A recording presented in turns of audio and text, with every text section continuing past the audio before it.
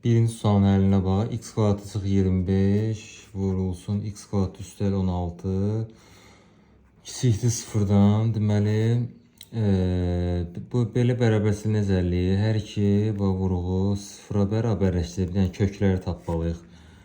Bu onsuz da sıfıra bərabər olmur. Niyə görə? Sıfırdan böyük bərabərdir istənilənlərin kvadratı. Sıfırın üstünə 16 gələndə 16-dan böyük bərabər olur.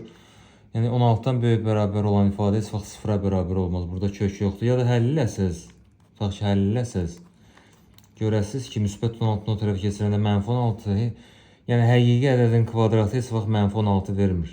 Yəni boş çoxluqdur. Aha, həqiqi tam həlli var. Fikir verin, soruşur. X kvadratı çıx 25, x kvadratı bərabər 25, x bərabər müsbət mənfi 5.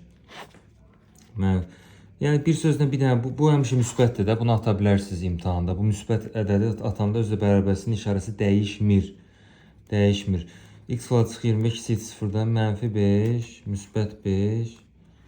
Araqlar 5-dən böyük də göstər 6 yoxsa 6-nın kvadratı 36 çıx 25 müsbət olur. Belə dəyişəcək, belə müsbət, mənfi, müsbət olacaq. Bizə də sıfırdan kiçik, yəni mənfi hissə lazımdır. Cavab mənfi 5-dən x daxildir. Mənfi 5-dən 5-ə kimi neçə tam həlli var? Deməli, mənfi 4-dən başlayırıq. Gedirik ta ki, müsbət 4-ə kimi. Yəni, ortada 0 da var. 4 dənə mənfi ədəd olur, 4 dənə müsbət ədəd, ortada bir dənə 0, 9 dənədir. Ya da belə eləyə bilərsiniz. Ən böyükdən ən kiçiyi çıxırsınız imtahanda və üzərinə 1 əlavə eləyirsiniz.